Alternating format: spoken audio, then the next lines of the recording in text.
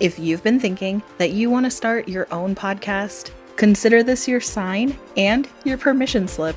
I'm Sarah Heater, your host of Big Brave Business, and I'm also the founder and CEO of Podfox Media. We're a podcast production and strategic consultation company, and we've helped launch almost 100 shows and consulted on hundreds more. In 2024 and beyond, there are so many choices out there for podcast editors or managers or even production teams. But the difference when you work with Podfox Media is that you get access to not just our strategic support, and believe me, we are some of the best in the business, but also our core values. And that's something that I know if you've been listening to Big Brave Business for a while, you are well familiar with. If you know you want to work with a team that has your back and is actively working to change the world through revolutionary podcasting, working with thought leaders in a ton of different industries whose voices might be underrepresented in their communities or their industries or in podcasting, because let's be honest, it's a middle-aged white dude's game. That sounds like the kind of team and the kind of environment you want to be part of and you want to have behind you to get your podcast off the ground. We will help you every step of the way. Schedule your 100% free 90-minute launch strategy session with me or someone from my team at launchmyshow.com. That'll also be linked in the show notes, but it's launchmyshow.com.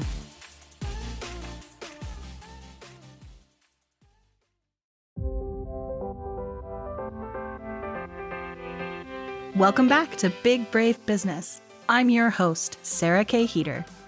Big Brave Business is a podcast where we challenge the status quo of traditional business practices. So if you're ready to challenge norms, rewrite the rules, and redefine what it means to lead with courage and integrity, then grab a notebook and let's dive in. Welcome back to Big Brave Business. I'm here with a friend and client, Candace D'Agnolo, and we have been working together on her podcast, the Pet Boss Podcast, for years at this point. That means that I have been listening to Candace's voice in my ear talking about business for every week for years. And I just know that, and we were just talking about this before we hit record, but Candace, you do business at a higher level than a lot of people in the kind of online business coaching space are doing. And I feel like what we talk about on this podcast all the time is those kind of like blanket advice of like, raise your prices and like, you need an email freebie and make an online course. Like, these are such generic pieces of advice for people who are quote unquote doing business, but I wouldn't call it big and brave. So I know that you do real big, brave business, and that's why I had to have you on. Welcome to the podcast. Oh, Sarah, well, thank you so much for sharing all of that and for that warm welcome. And I'm happy to be here and talk with everybody today. Talk to you mainly. Just for some insight. So you've had physical retail space and a certain level, certainly, of like in-person service providing in the pet space. You also have transitioned to coaching and consulting for other business professionals. And you have done other kinds of cool things, like you've sold businesses, you've had commercial space, you have been involved at your local chamber of commerce. Like, there's a lot of things here that are like, this is big business. But I'm very curious to know, just in your opinion, what does it mean to be big and brave in business? Well, I think it depends a lot on what stage you're at, because I think all of us, every single entrepreneur we're faced with moments where we can be brave or we can just stay the same. And so to me, being brave is, I guess, stepping outside of your comfort zone ultimately. And that looks different at different stages of entrepreneurship. And one of the things I do now as a business coach is I meet different entrepreneurs at different stages. And I personally have gone through all of these different stages. And so, like, I think early on, when we're either thinking about going into business for ourselves or starting a business, and even after it gets off the ground, we have to be really brave in our own either skill set or our own belief that this is going to work, because I think a lot of times the people around us think it's crazy. like, Yep.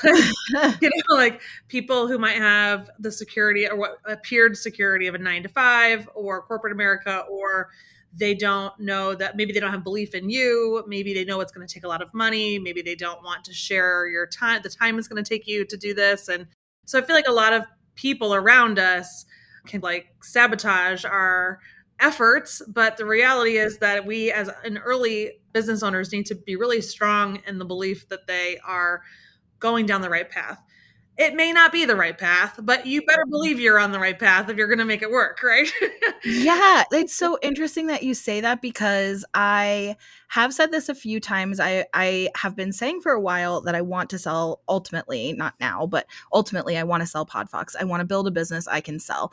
And that was not my original vision when I started the business, the company. I didn't even really think of it as a company. I just thought of it as I can offer a service and I need to make money. And then it grew to, and I'm just so this person too, that it's like, well, if anybody can do this, then I can do this. Like, so what does that entail? What does that look like? And I think that recently I've been having conversations with different consultants and mentors about for how much? Like, for how much do you want to sell it for? Like, what is the goal? And sometimes these numbers just sound so ludicrous to me, like just absolutely more money than I've ever fathomed making in my life. And there is part of me that thinks, I know how crazy that sounds. Like, I know how is that even realistic? And then I think, well, nobody did it who didn't believe it was possible. Every single person who has sold a business for, let's say, $40 million, which is such an arbitrary number. It's not based on anything, just pulled it out of the air. But like anybody who has sold a business for $40 million believed that they could sell a business for $40 million. People, most likely, or it started somewhere small. All of us do. We all start small in some Yeah. place.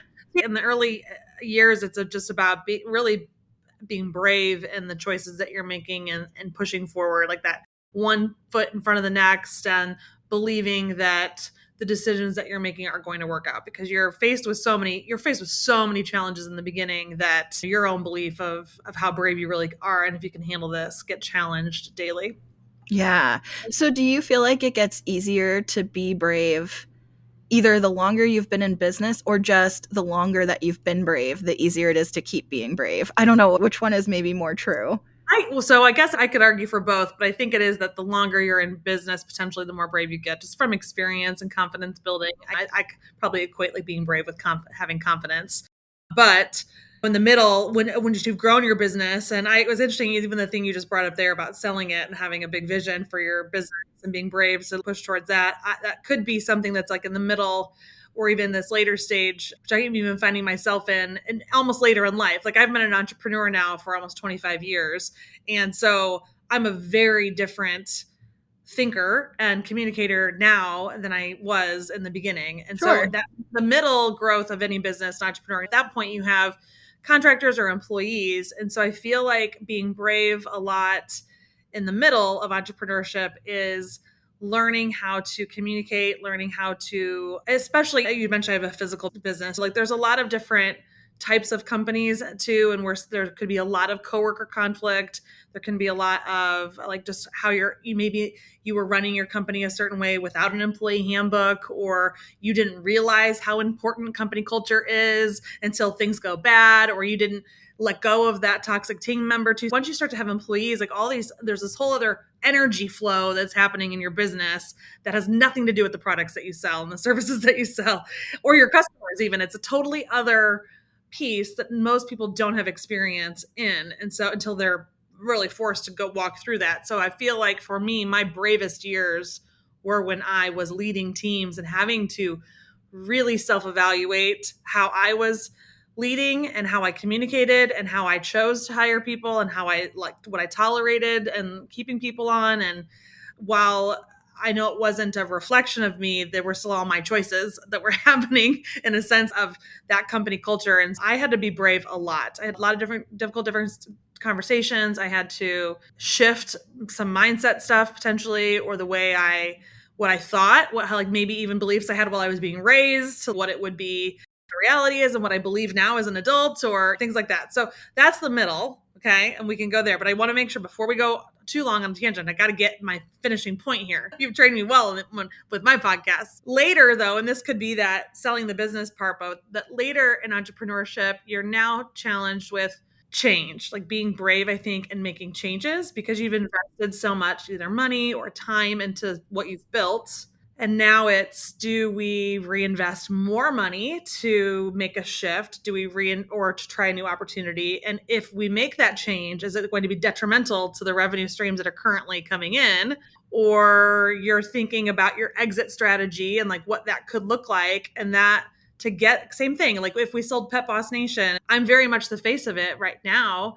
And I've tried, I know that my business will be more valuable the less I am in it, like physically, because if that's what I've done when I've sold my previous businesses, is that your business has actually become more valuable the less you operate in it.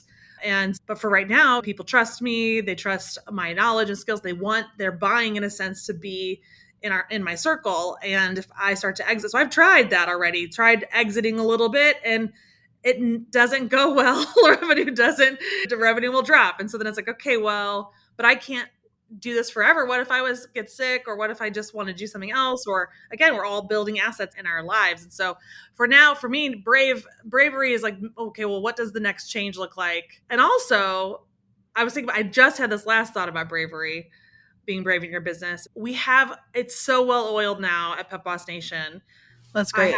So between social media, copywriters, it's like the team does everything when they're needed and the deadlines. I am the worst. I always like to say I'm the worst performing employee, but Yolanta says I'm just being too hard on myself. But I know like I'm last, my best ideas come last minute, and they would love for me to get ahead, which having producing the podcast, that's like a team desire is to get Candace to get a little bit ahead in batch creation so the workload's not dumped on them. But anyway, the point now though is that everything that we've built to this point runs. It's done. So now I've not retreated, but now I'm so used to how this goes and it's comfortable. And I know though that to grow the business, I have to again step outside of my comfort zone or routines or habits, or maybe I've retreated in a little, I don't know. Like I feel that, and we're not having a business now that's in my home and that isn't in a community like my pet boutiques and doggy daycares were. Like it's just different. So now I'm kind of like brave. Brave just means like showing up. Yeah.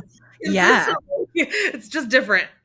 So anyway, that's my whole take on brave in business. It doesn't go away, but it always changes. And my most uncomfortable parts of being brave were in the middle, having to lead other people. That was tough. I'm so glad you said that, because that's what I wanted to come back to. And there's so many things you said that we could really like, as my best friend would say, we can double click on. But going to that middle, one of the things that you said is it's a time in your business where you really start being challenged in all of the things that mindset stuff, but it's also like what you believe about the world and how you fit into the world and how things operate and all of these things, even from your childhood, that like I have said on this podcast a lot of times, like all of your stuff is gonna come up in entrepreneur leading a small business. Like it's all gonna come up. And to a certain extent, like sometimes it shines a flashlight onto those things, and sometimes it's a floodlight. Like there's a floodlight on this particular thing,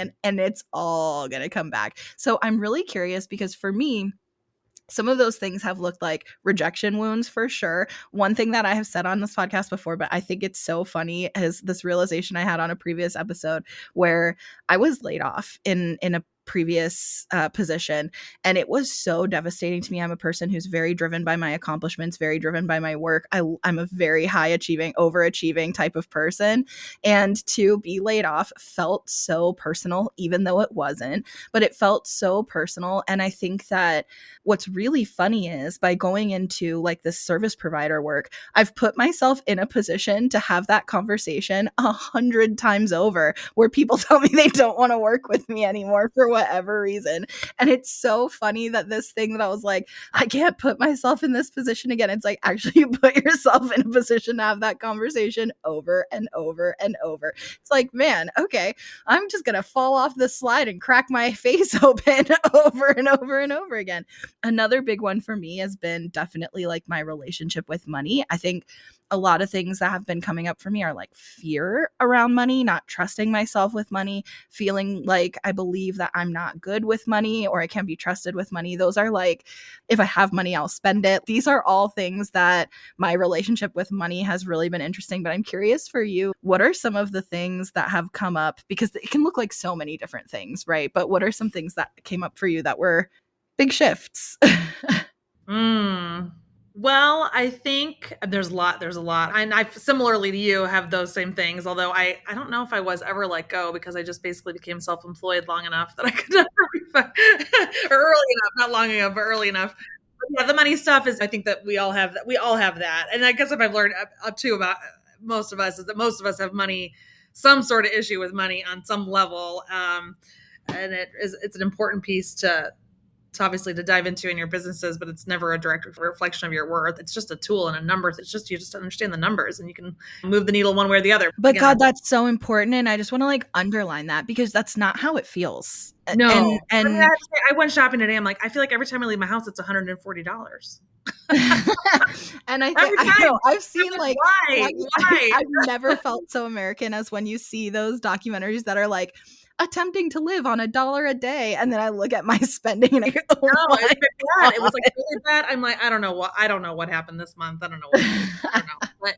And I really don't know. But so it's the same thing. I'm spending too much money and I'm like, all right, rein it in, Candace. I'm literally like evaluating. Okay. Cause if there's a lot of money there, I feel like I should buy those things because I worked hard and let me reward myself. But then I need to spend even if the money isn't coming in as much as it used to be. Anyway. But so I don't know. I think for me, I guess the big ones were more like just how I responded to employees. Like it's really, for me, my biggest ones were my communication style. Like interpersonal. Yeah. I can be sarcastic and I'm very direct and things come out of my mouth before I have thought about how they might really impact the person. And I think it's because I am also very tough. Like you could say a lot to me and it doesn't necessarily hurt me. Although that's not true. It does hurt me, but that's not true. But I guess I probably am speaking the way that I was spoken to by my older family members. And so I just feel like everybody's used to being talked to that way, maybe. So that's where I brought the parenting piece into being the boss, right? A lot of us will run companies like how we were parented. But I think in the beginning, just reactionary with terminations, like I would, or very reactionary and emotional sometimes when I'd had to let people go or the reason that they were messing up and not really thinking about that I wasn't setting them up for success or I hadn't set expectations or maybe that I wasn't right, but I felt like it's my company. You don't have to be here. Like I just had this beliefs that that it wasn't my fault, that I was clearly the best in a sense, not really that I was right. You're damn good at what you do and you know it. Yeah. And then also have a job here. Come on now, people. Yeah. But now it's very different. Like the team is everything and you want them to be happy and you want them to be proud of what they do. And no one should ever be surprised that they're being terminated. It's like a whole conversation that happens and coaching and opportunities to grow and learn. And that none of that existed in my companies before. And I did for sure was in the brick and mortar space. And now I think again, here now in the digital online business world, now it's more like, do we have the funds to pursue that revenue? So again, like podcasts, like if we weren't seeing the results from podcasts, then we probably would go, why do we still have a podcast? Or if I wasn't able to keep up with the content, we'd say, well, we don't need a podcast anymore. We're not going to pay for that. So it's really, now it's not, so we stop work, not so much because we don't like working with the person. It's just a shift in the business decision. Yeah. And take that back because we're not stopping the podcast. It's great. No, we're not. I'm just saying. We're not. I think it's interesting because you talked about a correlation between kind of management and parenting, as in how you've been parented. But I think there's also, of course, a lot of correlations between also like how you parent or how you would parent also comes up a lot in how you manage people. And it's funny because On the one hand, you think, well, that shouldn't feel alike. Like, we shouldn't treat our team like we would treat a child. But then also from like this, the more we learn about parenting, this whole gentle parenting generation and things like this, like the more we learn about parenting, actually, it's like, well, you shouldn't treat your kid like an employee. Okay. So then actually it ends up coming back together. And I think one thing that's really come up for me a lot, because I also have a podcast for Girl Scout troop leaders, and we talk about like managing kids. And so not usually your own kids, but like classroom management style behavior management. And there's a surprising amount of similarities in when we set things up for this group, we want it to just work. So we want the people who are participating in the activity to just participate the way we foresaw it going and not to make things inconvenient for us. And so when they have emotions or lived experiences or their own unique things that they bring to the table, this is inconvenient for me and everyone else on the team. And so I am naturally frustrated by having to deal with this right now. And it's just funny how that kind of comes up in all these parallels of your life, like generationally, how you were parented, how you parent, and then also how you manage your team. That's so weird, the similarities. I'm seeing, with now that I've got, let's see, Carmine is now 16 months, and that is not my dog, that is my child. But with Carmine, I noticed like with the reels I'm seeing or some of the social media stuff about helping him learn and develop and communicate with him, or even how you're the reels about like your relationships with your significant other, communication. And I'm always like, this can totally translate to employing people. It goes back and forth. And it's funny too, because now I've always had dogs for a long, long time. And I see even with Carmine that I'm saying things about like how I would train my dogs. I'm just like, I'm sure. Yeah. That makes sense too. Yeah. I think consistent. The pet part I know a lot less about, but I will say I had interviewed somebody on my Troop Leader podcast who her whole kind of brand is this wild idea that we should treat kids like people. And I think that the same could be true for our team, right? It's this wild idea that we should treat our team like they're people, which sounds simple, but actually in the moment, there's a lot about it that's a lot harder. It would be easier if they operated like systems. It would be easier if they operated like an SOP, right? If I could just dictate. Yes. I think maybe because there is money involved then in the bottom, you're like, you feel like you're paying them. You feel like you are sacrificing this income to yourself to give to them. I mean, these are things I have felt before, right? Where I'm like, I'm paying you $50,000 because I need this thing done, but I could do this if I needed to do it. I just don't have the time. But that 50 grand should be mine, technically, if I did have the time or worked fast enough, but I'm going to give it to you right now so that you could, whatever. Those are real thoughts that go through your mind. And you're like, okay. But then when you, especially in a virtual world, you're like, well, are you doing, or you're not? Because I'm so removed, let's say, from that task now. I'm like, well, how much are you working, and are you getting it all done, and are you being as efficient as you could be? And now, is it still worth that money? And then whenever I feel those feelings of like workload, money, feeling taken advantage, because again, you're paying. So sometimes you can feel like you're being taken advantage of because you're not there physically. And even whereas like in an office, if you saw them always going to the bathroom or always going out for a cigarette break or always talking by the water cooler or always you'd see it. And you're like, okay, hey, it looks like you're a little too casual with this, but not in the virtual world. So I've just found like whenever that shows up for me, I just try to reach out and schedule meetings. I'm like, let's have a conversation. Go back to the treating them like people. I was like, I feel like our expectations are misaligned, or I'm just not reading what's going on really that well. And I want to make sure that we're both on the same page because I want you here. I need to make sure that this is all working cohesively. Here's how I'm feeling. And I know that these are just feelings. These are just my feelings, and they're real feelings. And I need to just make sure that we figure this out because I can't keep this building up without talking about it. I'm just like, this is not, and has nothing to do with you. We're not on the same like vibration right now in a sense. And I just need to like, let's talk it out. I was like, your job's out of jeopardy. Nobody's job's in jeopardy. And I think, and this is where it's similar to parenting too, where it's like, I'm having these feelings and I'm having this experience, but also like, in this moment, let's human together. Like, what are you experiencing? How Right, are right. you feeling? Do you feel like we're on the same page? Do you, because sometimes people are like, okay, I thought I was totally picking up what you were putting down. I thought we were driving. I thought we were on the really, so I'm surprised to hear that you feel this way. And sometimes they're like, well, this is what's going on with me, or this is why I'm frustrated, or whatever. And then it's like, oh, now we have something we can actually resolve. Like, okay. I found in this, because this kind of scenario I'm telling you is fairly recent. And person is very good working independently and very organized and gets done what they need to do. But because I am out of the loop of it, or not out of the loop, but because we weren't meeting regularly, I felt very disconnected. And so literally what had to happen was we now have a weekly 30-minute meeting. We just get back on track. I know what they're working on. They know what my priorities are for their workload list. We can clarify any ideas and questions. And we have made more progress because we've just shifted to that. I feel really good about it. They feel really good about it. They don't need it, but they're very much like, well, if you need this, you're the boss. I can do what you need. I don't need this, but I'm like, I need this. And it just makes, and actually it's helped with the relationship because we're talking more, right? It all comes down to communication. Yeah, yeah. Okay, so yeah, lots of interpersonal stuff going on there. That's Yes, super that's interesting. another way to be brave.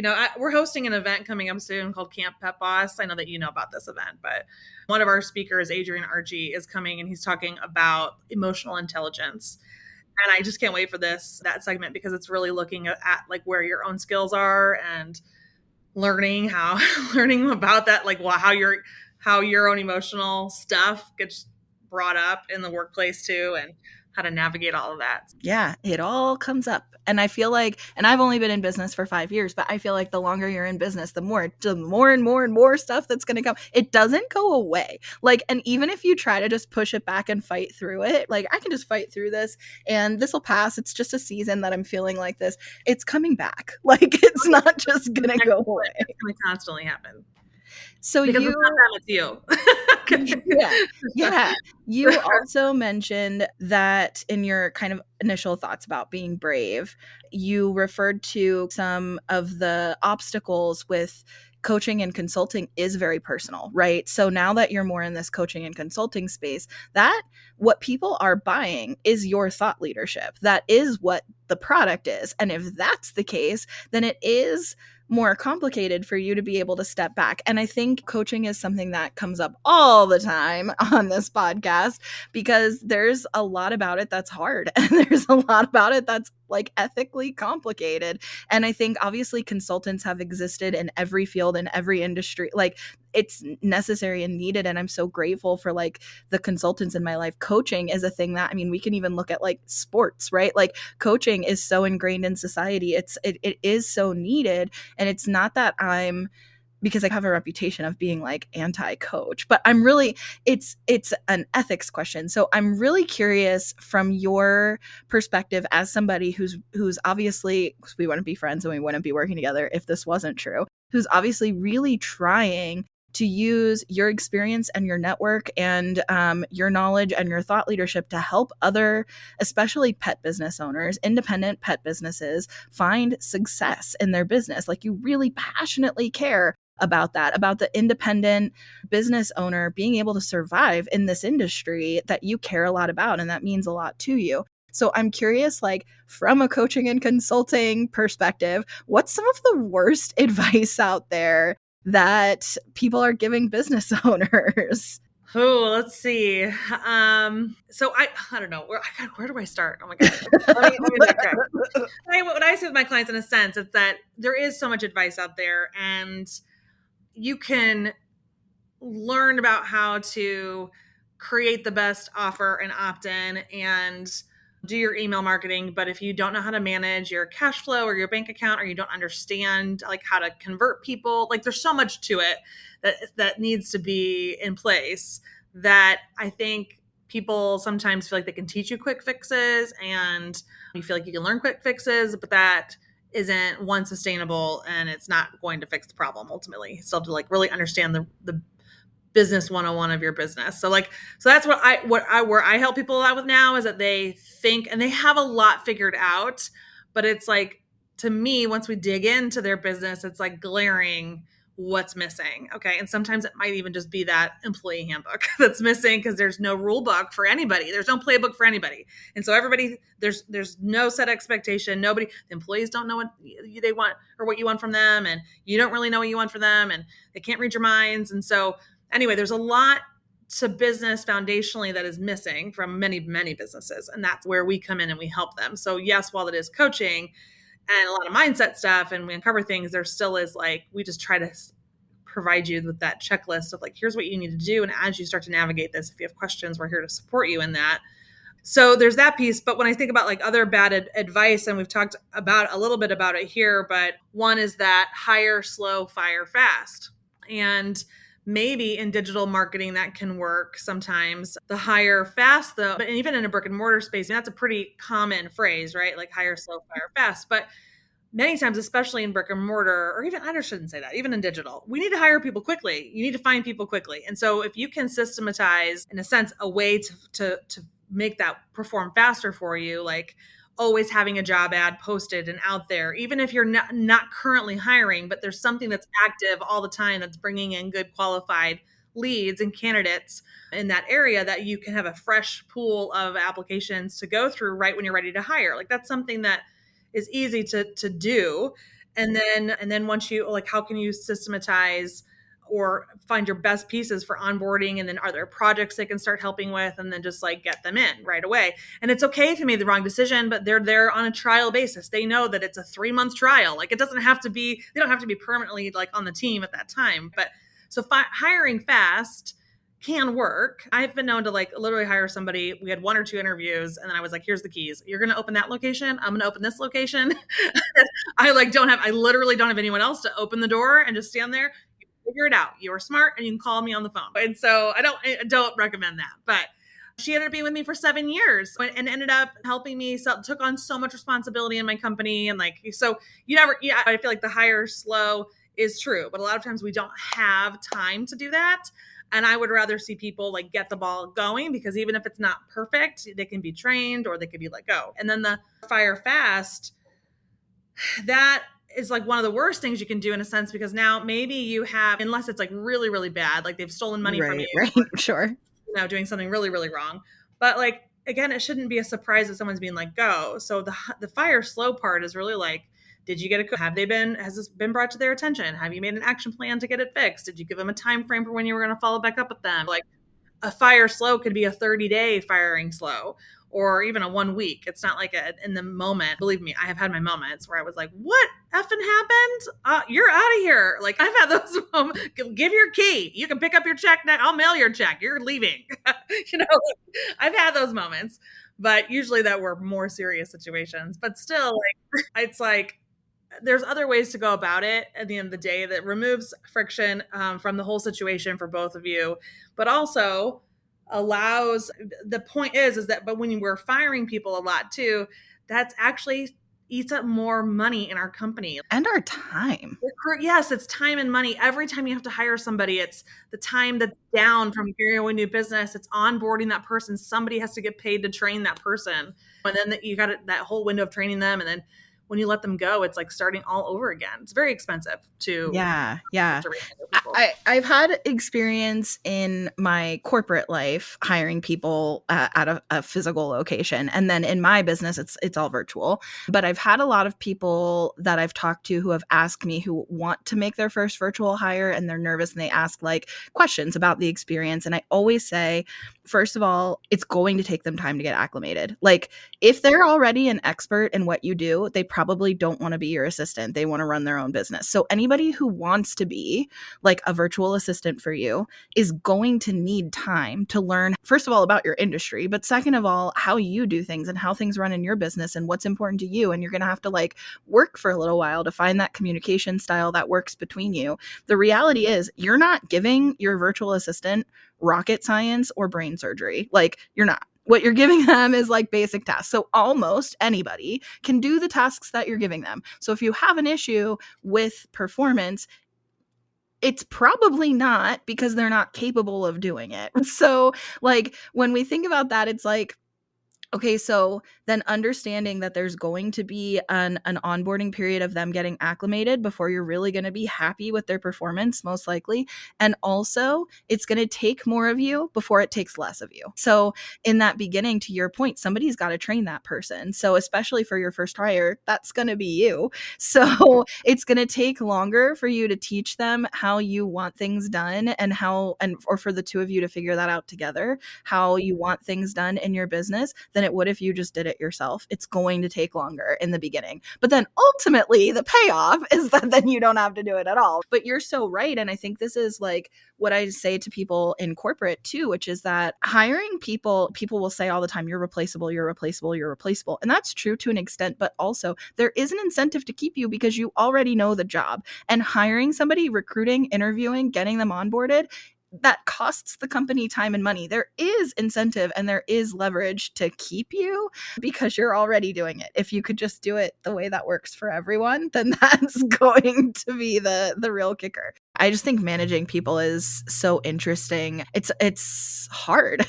But yeah, I think let's go this direction.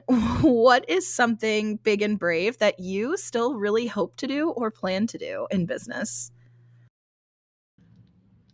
So it was funny because I was like, I don't know, in business at first I thought you were just gonna be like in life. That's easy. Not easy, but You like could I say that feel too. like business, it's like, oh man, not that it's easy, but we'll stick to business. But in business, what's interesting is I'm at that stage where I'm like, I have to reinvent, and not reinvent, but I'm gonna have to change. We are changing something in Pet Boss, which will get announced. I'd love to announce it next week so we could get it rolling, but I know the team's gonna be like, whoa, hold up on that. No, like I'll have to figure that out. But so I don't know when that'll happen, but hopefully soon.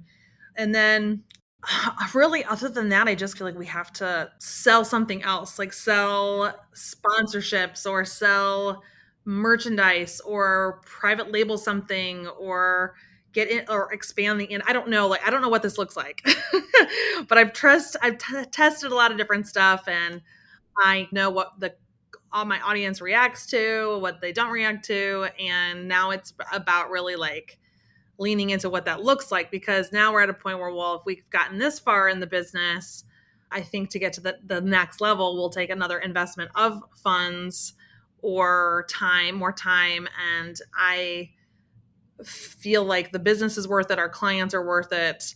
But now I don't know what it looks like. But that's okay. And in a sense, I do, but it's just making a decision and moving forward on one of them.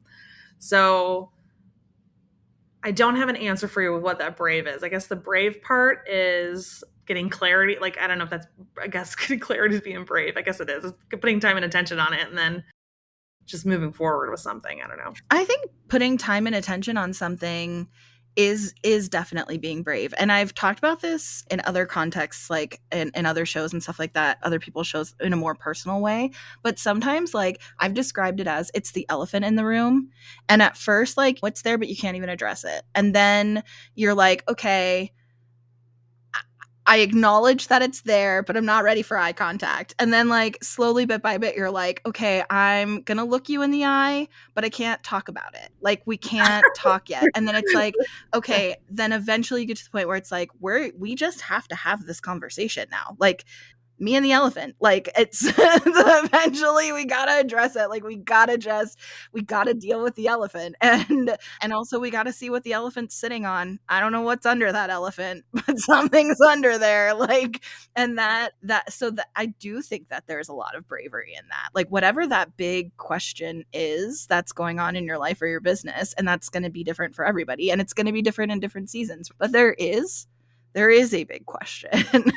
Yeah. And like, even like now I'm like, maybe I need a session with you, Sarah, to like break that down for me. No, but it's true. Cause I was like, We can chat anytime, Candace. I'm like, so much of, I think sometimes what I end up doing for so long was like what other people wanted from me and like not even wanted from me. And I'm not talking about my personal life. This is because we've built a successful business with like massive following now. It's not even like what I want to be like what I want to sell in a sense. It's what everybody else, like they come at us all day long about, can we get in front of your audience? Can you do this for us? Or you should promote this, or you can earn, and I'm like, and some of it I do, some of it I don't do. Or they're like, how can you help me grow my audience? And it's not even who our ideal original client was. Like we're just attracting all this attention within the industry, and it's great, but I'm like, it's just distracting because I'm like, well, I don't know, which way do we go, and yeah, we could. This expression is, just because you can doesn't mean you should. It's like, I know I could go do this thing, but does that mean I should do it? And I don't know. So I am, and I've been in this place for a very long time. Having a baby and baby brain did not help.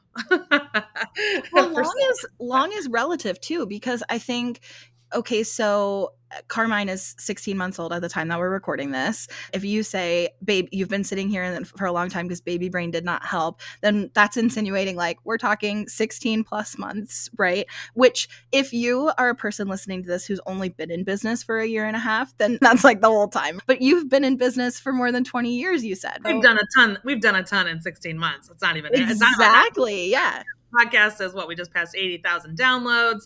Yeah. We have this in-person event happening. We've at one point added like 100 more members in our membership, and we launched our mastermind. Yeah, no, there's a lot that has happened. I'm sure there is a lot that has happened in that time. Summits. I talked at trade shows. I did my first Canadian Pet Expo. I got my highest. To a lot of people, it would look like you're pedal to the metal. Like you have been I see going. People, yeah, when I do run into people in the industry that know me, they're like, "You're everywhere." Like they're like, literally the one of the pet industry associations, like a top VP, I got on a call with recently, and he just answered the phone with, "How's the hardest working woman in the pet industry doing?" And I was like, I don't know if I'm that. He's like, "You seriously don't think that you are the hardest working woman in the pet industry?" And I was like, well, that's a big title, but I think, yeah. I was like, well, other than that, I was like, lifting dog food is a lot harder. Well, I was going to say that. I think sometimes there's this perception of hardworking is equal to output, and I don't think that's true. I think some of the hardest working people are spinning their wheels and their output is actually a lot lower. But you certainly are one of the people with the greatest output in the pet industry. I think that can definitely be said. And for sure, you do work hard. Are you the hardest working? Yeah, that's a big question, but you definitely do work hard. Yeah, and have big outcomes. And I did remember what the thing was that I wanted to say earlier, and I want to acknowledge it because it's something about you and your podcast that I really appreciate. I've never worked in the pet industry. I now I do not host any pet shows. I produce 2, soon to be 3 pet industry related podcasts. So I'm learning more about the pet industry just by osmosis, but like I have never worked in the pet industry. However, I learned so much from your podcast, and I have over the years that we've been working together.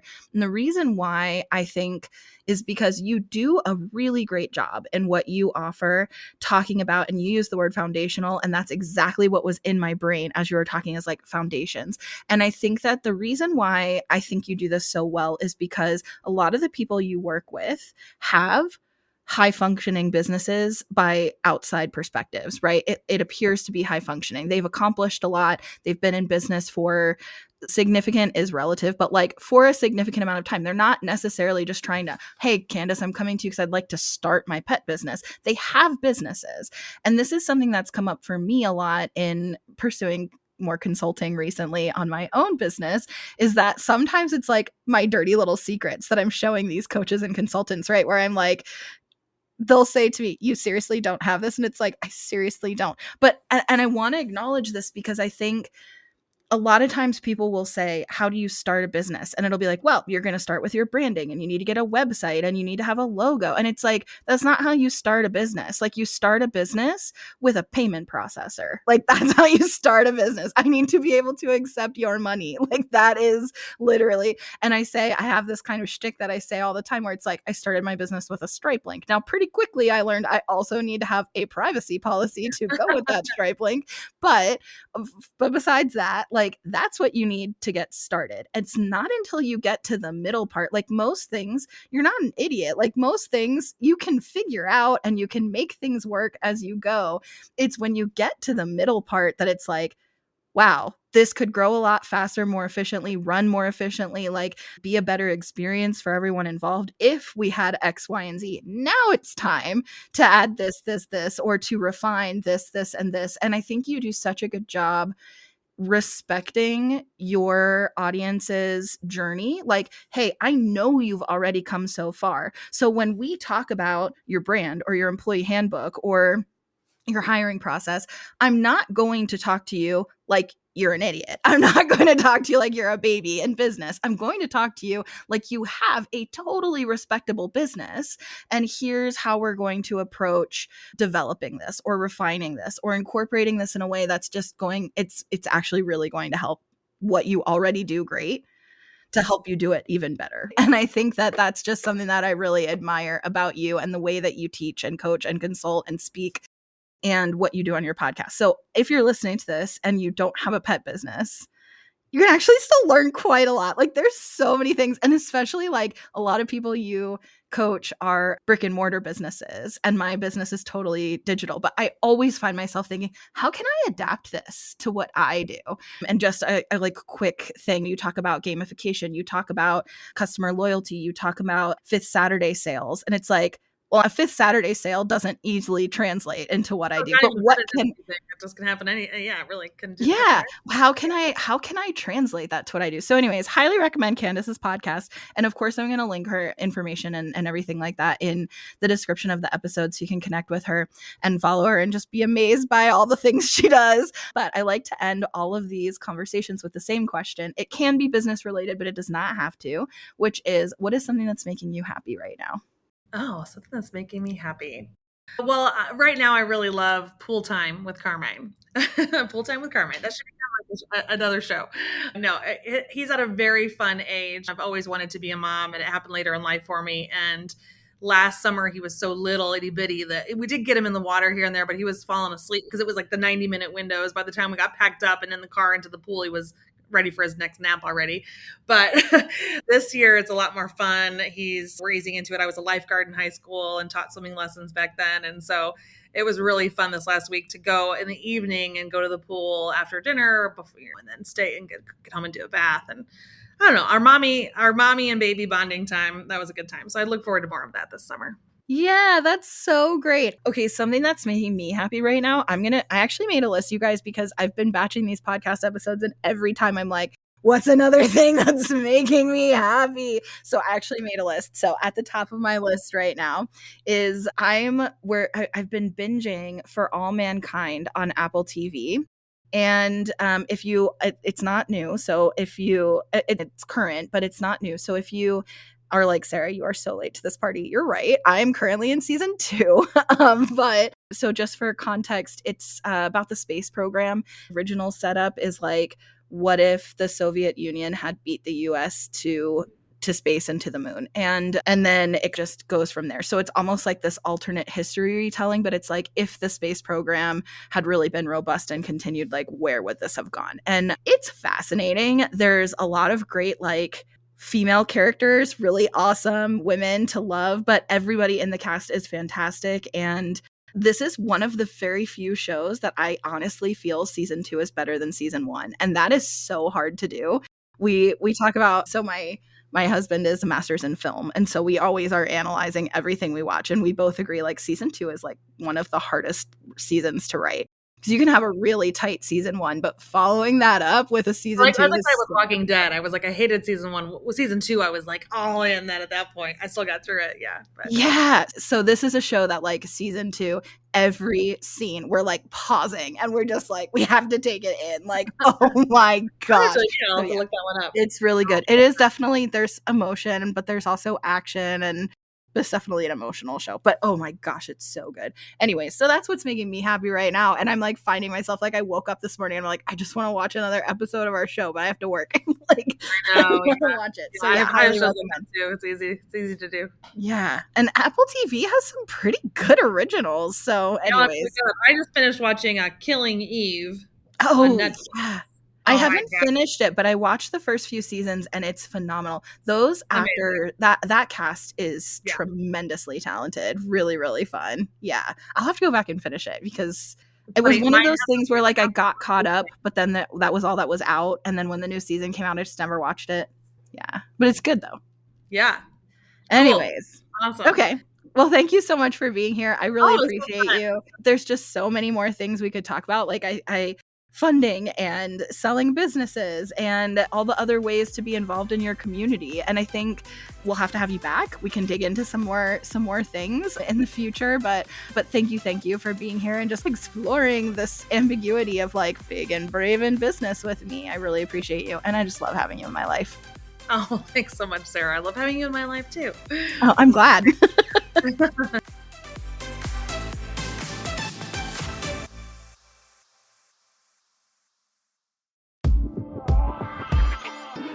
If you already have a podcast, but you're feeling stuck or frustrated because nobody's really listening, or you just wish more people were listening, or you want to figure out how to start making some money from your podcast, whether that's through sponsored ads or any other form of monetization. By the way, did you know there's other forms of monetization?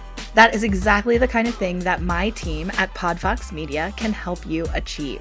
You can schedule your strategy session with us today at helpmyshow.com. That's helpmyshow.com.